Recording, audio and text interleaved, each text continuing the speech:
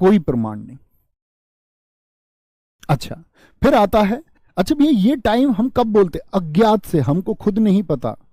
अज्ञात मतलब ऐसा समय जिससे पता ही नहीं है। अज्ञात से लेकर यानी कि मैं अज्ञात के समय से शुरू करूं, अज्ञात के समय से, कब से शुरू हुआ था कुछ पता नहीं है, लेकिन रहा कब तक है इसकी बात हम आगे करेंगे। आद्य ऐतिहासिक काल, इसके बारे में क्या है कि पढ़ा नहीं गया, इसके शुरुआती फेस को पढ़ा नहीं गया है, लेकिन बाद में इसके अंतिम समय में ही वेदों की रचना हुई। उस समय का जो ये काल है, आद्य ऐतिहासिक काल जिसको मैं कहता हूं, आगे मैं इसका विभाजन बताऊंगा, वर्ष भी बताऊंगा, ठीक है। ऐतिहासिक काल, हिस्टोरिक पीरियड जो पढ़ा गया है, मुझे बताएं सम्राट अशोक के जो अभिलेख हैं, जो छात्र जानते हैं, किसने पढ़े थे? तो आप कहेंगे भैया सम्राट अशोक ने अपने शासन काल में बहुत सारे अपने मैसेज लिए जनता को, और उन मैसेज को उसने लिखवाया पिलर्स पर, चट्टानों पर, गुफाओं में, केव्स में। तो उनको पढ़ा जेम्स प्रिंसेप ने, टी फैंथेलर ने खोजा 1750 में, 1750 में, जेम्स प्रिंसेप ने पढ़ा 1837 में। तो आप कहेंगे कि भैया ये तो पढ़े गए हैं, तो उस काल को हम कहेंगे ऐतिहासिक काल। तो आद्य ऐतिहासिक कितना विभाजन किया मैंने, जरा बताएं। अगर मैं हिस्ट्री को बांटूं तो आप कितनी तरह से बांटेंगे? सारे छात्र बताएंगे कितनी तरह से। 3 तरह से बांटते हैं। एक प्रागैतिहासिक यानी प्राक धन ऐतिहासिक, प्राक अर्थात बहुत पुराना, बहुत प्राचीन, प्रागैतिहासिक, प्रागैतिहासिक काल। दूसरा आप बांटेंगे इसको आद्य ऐतिहासिक। और तीसरा क्या होगा मित्र? तीसरा आप कहेंगे ऐतिहासिक। तीसरा विभाजन कौन सा होगा इसका? ऐतिहासिक। क्या आधार रहा जी बांटने का? बांटने का आधार क्या रहा? एविडेंस के आधार पर। इसके जो एविडेंस हैं, क्या अगर मैं बात करूं प्रागैतिहासिक काल का कोई एविडेंस है? क्या बोलेंगे? No return evidence. अगर मैं इसके प्रमाण की बात करूं, कुछ सबूत मिले इसके, क्या आप कहेंगे? No return evidence. इसके मिले, शुरुआती दौर के पढ़े नहीं गए, लेकिन इसमें बाद में वेद भी होंगे, तो वेद पढ़े गए हैं, बाद वाला पीरियड है वो। लेकिन इसका बहुत सारा समय ऐसा है जिसमें जो प्रमाण मिले उनको पढ़ा नहीं गया, और यहां पर इसके एविडेंस भी हैं, और एविडेंस को पढ़ा गया है या नहीं पढ़ा गया है, तो आप कहेंगे एविडेंस पढ़े गए हैं। आज के राजाओं ने, जैसे आप पढ़ेंगे समुद्रगुप्त ने एक आपका हरिशेन के द्वारा प्रयाग प्रशस्ति अभिलेख लिखवाया, या अगर बात करेंगे आपका किसके द्वारा? हरिशेन के द्वारा। या बहुत सारे राजाओं के समय किताबें लिखी गई, उनको पढ़ा गया या नहीं पढ़ा गया। बहुत शानदार। तो क्या बोलेंगे? प्रागैतिहासिक, आद्य ऐतिहासिक और ऐतिहासिक काल। कितने विभाजन हुए? 3 हुए। क्या आधार रहा ये हमने जाना। इतनी बात में कोई दिक्कत? अब आते हैं यहां पर, जो प्रागैतिहासिक काल है, जिसको मैंने बोला आप लोगों से प्री हिस्टोरिक पीरियड, इस प्री हिस्टोरिक पीरियड को भी 3 तरह से हम पढ़ते हैं, और यही विल्सन का विभाजन है। विल्सन नामक एक इतिहासकार का विभाजन है। इन्होंने बोला प्रागैतिहासिक काल यानी जो बहुत पुराना काल है, जिसका एविडेंस नहीं है लिखित में, उसको हम 3 हिस्सों में बांटते हैं। पुरापाषाण काल, मध्य पाषाण काल और नवपाषाण काल। कितने दोस्त मुझे बताएंगे ये जो शब्द आया पाषाण, इसका क्या अर्थ है? पाषाण का क्या मीनिंग होता है? पाषाण का क्या अर्थ होता है? तो आप कहेंगे भैया पत्थर। क्या होता है? पत्थर अर्थात स्टोन। स्टोन। तो क्या ये पत्थरों का युग था? और आप क्या समझ रहे थे उस समय पे? आपका वो स्कॉर्पियो फॉर्च्यूनर का टाइम था? क्या मेटल था? आप कहेंगे हाँ भैया समझ में आया, हम लोगों ने रसायन विज्ञान को पढ़ा कि धातु तो जमीन से निकाली गई, उससे पहले तो मनुष्य के पास पत्थर था। पत्थर कैसे? पत्थर ऐसे अपने झुंड में रह रहा था इंसान, शेर उसके पीछे भागा होगा, शेर उसके पीछे भागा तो शेर उसको खा रहा था, उसके हाथ में कुछ आया, उसने उठा के मारा, ओ वाओ, शेर खत्म। उसको बुद्धि आई, बोला अच्छा इससे शेर मर जाता है। किसी दिन फेंक के मारा होगा, उसने देखा यार गोल वाले से नहीं मरता आदमी, इसे भाग जाता है। लेकिन जैसे उसने देखा नुकीले में ज्यादा जान गड़ जाता है, उसको ज्ञान हुआ अच्छा ये नुकीला गड़ता है, तो नुकीले पत्थरों का भी प्रयोग किया। तो जो मनुष्य का पत्थर का प्रयोग है उसको हम पाषाण काल बोलते हैं, पाषाण काल। बहुत सारे दोस्तों ने उत्तर दिया स्टोन, बहुत बढ़िया। तो पुरा पाषाण काल, इसको पूर्व पाषाण काल भी कहते हैं, इसी को हम पैलियोलिथिक पीरियड भी बोलते हैं, इसी को old stone age. Hindi medium वाले प्लीज ये पैलियोलिथिक पे ध्यान रखना, कई बार हम सिर्फ हिंदी में पढ़ लेते हैं और परीक्षा में आपका पुरा पाषाण काल नहीं लिखा आता, पैलियोलिथिक लिखा जाता है सिर्फ। इसका टाइम बांटा गया अज्ञात समय से लेकर के 10,000 बीसी तक। अब बड़ी बात आई भैया बीसी क्या है, अभी समझेंगे, बस 5 मिनट में बीसी क्या होता है। मध्य पाषाण काल, अब ये समय कैसा है, पत्थर का समय है, पत्थर का समय है, तो इस समय पर मनुष्य ने क्या किया, कुछ चीजें की होंगी। यही वो समय है जिस समय मैं आपको इसको विस्तार से समझाऊंगा, आप सिर्फ इतना समझ लीजिए आग की खोज हुई इस समय में, मनुष्य का विकास हो रहा है धीरे धीरे। मध्य पाषाण काल में व्यक्ति ने पशुपालन शुरू किया, पशुपालन शुरू किया। ये 10,000 बीसी से लेकर के 4,000 बीसी तक का टाइम था। अच्छा थम्स अप करके बताइए कितने बच्चे क्लियरली जानते हैं बीसी क्या है। भैया ओ वाओ बोला था, अरे नहीं ये फीलिंग है ओ वाओ नहीं बोला होगा कुछ तो बोला होगा। नव पाषाण काल, नियोलिथिक, ये मीजोलिथिक, ये मिडिल स्टोन, मध्य का मतलब मिडिल, स्टोन मतलब पाषाण। ये न्यू माने नया, नव माने नया होता है। स्टोन एज 4,000 बीसी से लेकर के 2500 बीसी तक, इतनी बात में कोई दिक्कत। यहां पर मनुष्य क्या करेगा, खेती करना शुरू कर देगा। आप बता सकते हैं किस फसल को मनुष्य ने सबसे पहले बोया, जौ। कहां उसके एविडेंस मिले, कहां उसके बारे में, ये सब बातें हम विस्तार से करेंगे आगे, अभी जस्ट हम जान रहे हैं थोड़ा सा, ताकि आगे जो जाने तो उसमें दिक्कत ना आए। क्या बात समझे। अच्छा मैंने बोला कि प्रागैतिहासिक काल को हमने 3 हिस्सों में बांटा, प्री हिस्टोरिक पीरियड को हमने 3 हिस्सों में बांटा। एक बार बोलेंगे कौन कौन से 3 हिस्से हैं। और जैसे मैं लिख रहा हूं ना इसको बार बार, मैं ऐसे हमेशा नहीं लिखूंगा, ये आप ही को बार बार जानना होगा। सारे बच्चों का थम्स अप आ रहा है, सब जानते हैं बीसी क्या होता है, अच्छी बात, जो नहीं जानते वो जान जाए। प्री हिस्टोरिक में क्या आया आपका, पुरा पाषाण काल जो सबसे पुराना है, पत्थर का युग सबसे पुराना समय क्या था, अज्ञात से लेकर के 10,000 बीसी। फिर आया मध्य पाषाण, मध्य पाषाण यानी मिडिल स्टोन एज या मीजोलिथिक पीरियड जिसको हम कहते हैं, 10,000 बीसी से लेकर के आपका 4,000 बीसी तक। और फिर आया आपका नव पाषाण काल, न्यूलिथिक पीरियड जिसको बोलते हैं, न्यू स्टोन एज बोले, जब मनुष्य खेती शुरू करेगा। ठीक है, तो क्या बोलेंगे, 4,000 से लेकर के 2500 तक रहा, 4,000 से लेकर के 2500 बीसी तक रहा। अब बड़ी बात आएगी कि बीसी क्या है। आज बताइए, देखो दोस्त, 2 तरह के कैलेंडर होते हैं, मैं आपको समझा देता हूं एक बार। एक तो नाम आप सुनेंगे एडी, एडी होता है एनो डोमिनी, एनो डोमिनी इसको बोलते हैं। इसी को हम सीई भी बोलते हैं, सीई यानी कि कॉमन एरा, यानी सामान्य युग। आज कौन सा युग चल रहा है, आज कौन सा वर्ष चल रहा है, तो आप कहेंगे भैया आज चल रहा है सन 2023, यही चल रहा है। इससे पहले क्या रहा होगा, 2022 रहा होगा या नहीं रहा होगा, यानी घटते क्रम में रहे होंगे।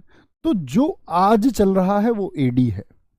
तो जब 2023 तक पहुंचा है तो दोस्त ईस्ट इंडिया कंपनी 1600 में आई थी, ये से आज से लगभग 400 साल पहले की घटना है। अगर मैं बात करूं इससे भी पहले, सन 606 में हर्षवर्धन गद्दी पर बैठा था। इससे भी पहले मैं बात करूं, इससे भी पहले मैं बात करूं तो शून्य आएगा या नहीं आएगा, यस और नो। इस शून्य को कैलेंडर की वजह से, यूरोपियंस की वजह से ईसा का आधार माना गया, और ईसा का जो जन्म है वो माना गया है कि 0 वर्ष पर ईसा का जन्म हुआ। और ईसा के जन्म के बाद के जो वर्ष हैं उनको हम बोलते हैं, तो ईसा के जन्म के बाद जो वर्ष हैं उनको एडी कहते हैं। जन्म के बाद का जो है वो क्या कहलाता है? एडी। जैसे सन 2011 की बात हम करें तो 2011 क्या हो जाएगा? एडी है, क्योंकि कोई भी शुरुआत हुई होगी 2023 तक तो शून्य से हुई होगी ना। ठीक है भैया, कलयुग क्या होता है? जब दोस्त मैं आपको भारतीय ग्रंथों के बारे में बताऊंगा तब हम डिस्कस करेंगे, आपको सारी चिंताएं छोड़ देनी है। हमेशा एक बात दोस्तों से कहता हूं कि इतिहास वो विषय है जो आपको पूर्ण मानव बनाता है। इसके द्वारा हम सीख पाते हैं। अगर सही से सुने और समझें तो इस कक्षा के अंत तक, अगले लगभग 1 महीने में मैं आपको ज्ञानवंत बनाने और एक बेहतरीन नागरिक बनाने की तरफ ले जाऊंगा, ये मेरा प्रॉमिस है। ठीक है, अच्छा बात करते 0 से पहले क्या रहा होगा? 0 से पहले भी तो 1 साल रहा होगा पीछे की तरफ। 1 BC इधर तो हो गया, 1 AD, 2 3 AD, 100 AD, 200 AD, 300 AD, 2023 AD। लेकिन इससे 1 साल पहले क्या रहा होगा? 1 BC। जैसे 326 BC इतिहास में मैं आपको बताऊंगा कि सिकंदर भारत आया। ये लिखने की जरूरत नहीं है, सिर्फ समझ लेना। सिकंदर भारत आया, तो सिकंदर भारत आया कब? 326 BC में। या मैं आपसे बोलूं कि एक समय ऐसा हुआ, एक ऋषि भारत में रहते थे, लगभग 7000 BC की बात है, और भी पुराना होगा। अब मेरे प्रश्न सुनना, तब क्लियर होगा। यानी कि आज हम 2023 में रह रहे हैं, 2023 इसमें जीवन जी रहे हैं हम अपना। मैं बोलूं सिकंदर आया 326 ईसा पूर्व, तो मैं आपसे बोलूंगा कि सिकंदर आज से कितने साल पहले आया? एक बार उत्तर दे दो तो मैं समझ जाऊंगा आप समझ गए। तो क्या बोलेंगे भैया? 2023 तो आज वाले साल हो गए, 0 से आगे के, और 0 से पहले कितने कह रहा है? 326 वर्ष पूर्व। तो 326 इसमें जोड़ देंगे तो क्या बनेगा? जरा उत्तर बताएंगे। तो क्या बन जाएगा? 2349 बन जाएगा। दिक्कत? तो सिकंदर आज से कितने साल पहले आया? आप कहेंगे 2349 वर्ष पहले आया सिकंदर। कोई दिक्कत? ईशा को आप जानते ही है ना, आजकल बड़ा विवाद चल रहा है इजराइल फिलिस्तीन का। इजराइल फिलिस्तीन का इतना विवाद क्यों है? क्योंकि इजराइल का जो शहर है यरूशलेम, यरूशलेम से 3 धर्म जुड़े हुए हैं, यहूदी, ईसाई और इस्लाम। क्योंकि ईसा मसीह ने एक धर्म नया स्थापित किया था जिसको आप ईसाई धर्म कहते हैं, लेकिन पहले तो वो यहूदी ही थे, और यहूदियों ने ही इनको, जब इनकी पॉपुलैरिटी बढ़ी तो मार डाला था। जब इनकी पॉपुलैरिटी बढ़ी तो यहूदियों ने इनको मार दिया। तो ईसा मसीह कौन है? एक नया धर्म स्थापना करने वाले ईसा मसीह हैं। ठीक है, ऐसा नहीं जी अंग्रेज ईसाई हैं, ये मत सोच लेना। दुनिया में लगभग 6000 धर्म हैं। कोई दिक्कत? इतनी बात समझ में आई? तो बीसी क्या हुआ? आजकल इसका शब्द, आजकल की पुस्तकों में, आधुनिक पुस्तकों में इसको बीसी नहीं लिखा जा रहा है, अब इसको लिखने लग गए हैं बीसीई। क्योंकि एडी को कॉमन एरा बोलते हैं तो इसको बोलते हैं बिफोर कॉमन एरा। क्या बोलोगे? बिफोर कॉमन एरा, यानी साधारण युग से पहले की जो बात है। और बीसी क्या होता था आपसे पहले? Before Christ. तो दोनों एक ही बात है, बीसी और बीसीई इक्विवेलेंट है। बिफोर क्राइस्ट, क्राइस्ट कौन है? ईसा मसीह ही है। इसको हम बोलते हैं हिंदी में ईशा पूर्व। ईशा पूर्व यानी ईसा के पहले की घटनाएं, और इसको हिंदी में हम बोलते हैं क्या आपका? ईशवी। समझे जी बात को? छोटे में इसको लिख देंगे आपका ई अर्थात ईशवी, और इसको छोटे में लिख देते हैं हम लोग क्या? ईशा पूर्व। बहुत बार आपको पुस्तकों में लिखा मिलेगा। समझे? कोई दिक्कत नहीं होगी इस बात में। चलो जी आगे चलते हैं। तो हम कर रहे थे विभाजन आपका किसका? प्राक ऐतिहासिक काल का, मैंने बांटा मध्य, उससे पहले पुरा और फिर नवपाषाण काल में। ठीक है। आद्य ऐतिहासिक काल, सऊ जी एक बच्चा प्रश्न पूछ रहा है यहूदी कौन सा धर्म मानते हैं। दोस्त ये धीरे धीरे जानेंगे सब कुछ, एक ही दिन में। पहले तो कभी भी कुछ सीखना इस मानसिकता से आइए कि मैं एक ही दिन में सब कुछ नहीं जान सकता, धीरे धीरे ही जान पाते हैं। और आप सोचिए मैं आपके प्रश्नों का जवाब देने लग गया तो ये जो बाकी के लगभग 27,000 बच्चे अपने प्रश्न लिखेंगे तो क्या मैं सबके उत्तर दे पाऊंगा? और उत्तर दे भी दूंगा तो पढ़ाना क्या पॉसिबल हो जाएगा? धीरे धीरे जानते रहेंगे, सब कुछ जानेंगे, ये मेरा प्रॉमिस है। ठीक है। आद्य ऐतिहासिक काल, इसमें आएगा सिंधु घाटी सभ्यता 2500 से लेकर के 1750 बीसी। तो मैं अगर कह रहा हूं 2500 बीसी तो इसका मतलब कितने साल पहले की बात मैं कर रहा हूं, सबका उत्तर चाहता हूं। अगर मैं कह रहा हूं 2500 बीसी तो इसका क्या अर्थ हुआ? अब आप बताएंगे। आप कहेंगे भैया साधारण कैलेंडर के 2023 में सिर्फ बीसी को जोड़ दो, तो हम बात कर रहे हैं आज से। अगर मैं आज के 2023 को इसमें जोड़ दूं तो क्या बोलोगे आप लोग? मैं आज से भैया 4523 साल पहले की बात कर रहा हूं, लगभग 4500 हम कह सकते हैं। ठीक है, लगभग 4500। वैदिक सभ्यता, जिसमें वेद लिखे गए हैं, वैदिक इसीलिए इसका नाम आया वैदिक सिविलाइजेशन। इसके दो पार्ट हैं, एक तो ऋग्वैदिक काल है जिसमें ऋग्वेद की रचना हुई, और उत्तर वैदिक काल जिसमें अन्य रचनाएं हुई, लेटर वैदिक पीरियड। ये कब का है? और एसएससी की नज़र में सबसे महत्वपूर्ण या किसी भी स्टेट एग्जाम में सबसे महत्वपूर्ण पूछा जाता है ऋग्वैदिक काल का समय क्या है, बाकी कोई समय नहीं पूछा जाता। बहुत सही उत्तर दिया था बहुत सारे दोस्तों ने, लगभग 4500, 4523। कुछ ने पता नहीं 4700 कैसे लिख दिया। 2023 में 2500 ना जोड़ पाए तो जोड़ घटाने सीख रहे हो अभी है। उत्तर वैदिक काल का समय क्या? ये दो पीरियड कभी मत भूलना, मैं आपसे कभी भी पूछूं फटाक से उत्तर आपका आना चाहिए। तो देख रहे हो हम आगे की तरफ बढ़ रहे हैं, आगे की तरफ। वैदिक सभ्यता हो गया आपका, दो हिस्सों में बांटा गया। ठीक है। अभी तक हमने बांटा था प्राक ऐतिहासिक काल को, आपकी नस नस में बसा होना चाहिए। क्या बोलोगे? प्रागैतिहासिक काल को हमने बांटा। कौन से? हमने इसके 3 हिस्से किए थे। आप बोलेंगे पुरापाषाण काल, समय आपको पता ही होना चाहिए, मध्य पाषाण काल और नवपाषाण काल, 3 विभाजन किए थे। इसके बाद में जो हमारा आद्य ऐतिहासिक काल था उसको भी हमने 2 हिस्सों में बांटा। किस किस में? एक इंडस वैली सिविलाइजेशन यानी सिंधु घाटी सभ्यता, और दूसरा बांटा हमने वैदिक सिविलाइजेशन में यानी कि वैदिक सभ्यता में। इसका टाइम और इसका टाइम आप मुझे बताएंगे। तो ये अज्ञात से 10,000, ये 10,000 से 4,000, ये 4,000 से 2500, ये 2500 से लेकर के आपका 1750, और वैदिक पीरियड के 2 हिस्से हो गए।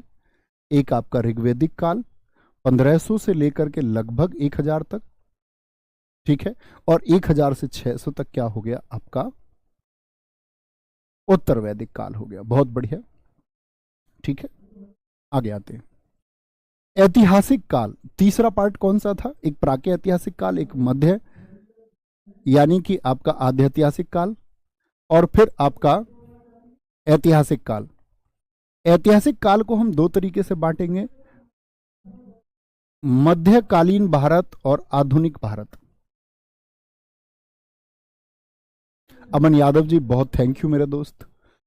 712 एडी से लेकर के 1707 एडी तक का, यानी इस समय भारत में काशिम आएगा।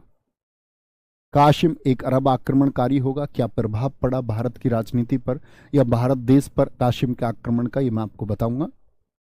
सन 1707 में जब मुगल एम्पायर यानी मुस्लिम शासन कमजोर हो जाएगा, क्योंकि औरंगजेब मुगल वंश का 6ठा शासक रहा और उसकी मृत्यु हुई 1707 में। उसने भारत पर 49 वर्षों तक शासन किया, 1658 से लेकर के 1707। लेकिन बाद में मुगल कमजोर हो गए तो मुस्लिम शासन भी कमजोर हो गया। हालांकि मुस्लिमों का शासन हमारे देश में 1857 तक रहा, बहादुर शाह जफर द्वितीय के टाइम तक। अंतिम मुगल सम्राट वही था। तो यहां क्या हो जाएगी आपकी, औरंगजेब की मौत हो जाएगी। औरंगजेब की डेथ यहां पर हो जाएगी, औरंगजेब की डेथ। तो जहां औरंगजेब की डेथ हुई वहां अन्य शक्तियों को मौका मिला, और अन्य शक्तियों में फिर आपका विदेशी शक्तियां, वो सब हम आधुनिक भारत में पढ़ते हैं। और औरंगजेब की मौत के बाद से शुरू होता है। औरंगजेब की मौत को ही क्यों रखा, समझ गए ना? क्योंकि जो इस्लामिक शासन देश में रहा, मुस्लिम आक्रमणकारी जो बाहर से आए, जिन्होंने यहां पर आकर के शासन स्थापित किया, जब उनका शासन कमजोर हुआ, वहां तक का, शुरुआत से कमजोरी तक, और अन्य शक्तियों के उदय से लेकर भारत की स्वतंत्रता तक, ये वर्ष तो हर एक छात्र जानता होगा। तो इसी काल को आधुनिक भारत में हम बहुत सारी चीजें पढ़ेंगे। इसी में गांधी युग आता है, इसमें नेहरू युग होता है, और मैं आपको पर्सोनिफिकेशन करके हर व्यक्ति के बारे में थोड़ा थोड़ा बताऊंगा। पटेल जी की बात आएगी तो मैं आपको बताऊंगा पटेल जी क्या योगदान है, क्यों उनको याद किया जाना चाहिए। गांधी जी और भगत सिंह के, गांधी जी भगत सिंह को फांसी से बचा सकते थे या नहीं। हम उस रटी रटाई एजुकेशन पर काम नहीं करेंगे, हम बौद्धिक तरीके से सोचेंगे, और परीक्षा के प्रश्न तो बन जाने ही है। ठीक है। बिफोर क्राइस्ट, ईसा मसीह के जन्म से पहले हो गया। ईसा पूर्व बोलते हैं इसको, डिसेंडिंग ऑर्डर में चलता है, घटते क्रम में। बीसीई, बिफोर कॉमन एरा इसको कहते हैं। एडी, ये मैं आपको बता ही चुका, ईसा मसीह के जन्म के बाद में इसको ईस्वी कहते, असेंडिंग ऑर्डर में चलता है। यानी आज 2023 है तो असेंडिंग यानी कि बढ़ता हुआ। अगला वर्ष कौन सा आएगा? 2024 आएगा, तो ये बढ़ता हुआ है। जबकि बीसी क्या होता है? घटता हुआ होता है। भैया ये लोग भारत ही क्यों आए? बच्चा समझेंगे सारी बातें। ऐसा नहीं था। कौन कहता है आपसे कि भारत ही आए विदेशी? ब्रिटिशियर्स ने अमेरिका पर भी राज किया है। कॉमनवेल्थ कंट्रीज, 54 देश ऐसे देश हैं जिस पर ब्रिटेन ने राज किया है। तो ऐसा नहीं है कि सिर्फ भारत आए। ये सिर्फ दर्शाएगा कि आपको अभी उस बात का ज्ञान नहीं है। ऐसा नहीं था कि सिर्फ भारत आए, हर जगह जहां रिसोर्स मिले, आदमी आज से नहीं, आदि मानव के समय से ऐसे ही भागा। नोट, डायनासोर का अंत 6.5 करोड़ वर्ष पहले हुआ। कारण था पृथ्वी से उल्का पिंड का टकराना। एक मैट्रॉइड आकर के पृथ्वी से टकराया, बहुत ज्यादा टेम्परेचर पृथ्वी का हुआ और ये विशालकाय जीव खत्म हो गए। अब आते हैं अपनी बात पर, हम इंसान कैसे बने, और फील करना और थोड़ा सोचना। शायद आप लोग पहली बार इस बात को जानेंगे, बौद्धिक लोग जानते हो तो थैंक यू उनको। मानव विकास यानी ह्यूमन डेवलपमेंट कैसे हुआ है? मानव विकास का सिद्धांत चार्ल्स डार्विन ने दिया। ये चार्ल्स डार्विन है, 1809 में इनका जन्म हुआ था। इनका वर्ष भी पूछ लेता है कई बार, और 1882 तक रहे। इंग्लैंड में इनका जन्म हुआ था। किस देश से इनका संबंध था? पूछ ले आपसे, इंग्लैंड से। इन्होंने 2 पुस्तकें लिखी। Charles Darwin published the human origin theory, मानव विकास का सिद्धांत इन्होंने दिया, जिसमें पहली पुस्तक थी ओरिजिन ऑफ स्पीसीज, जातियों का उद्भव। बहुत परीक्षाओं में पूछी जाती है कि जातियों का उद्भव पुस्तक डार्विन ने किस वर्ष प्रकाशित की थी। इसका वर्ष ज्यादा महत्वपूर्ण है नाम से भी, 1859। डिसेंट ऑफ मैन 1871, इंग्लैंड के वैज्ञानिक थे। अब ये भाई साहब क्या कहते हैं मनुष्यों के बारे में, देखना जरा ध्यान से।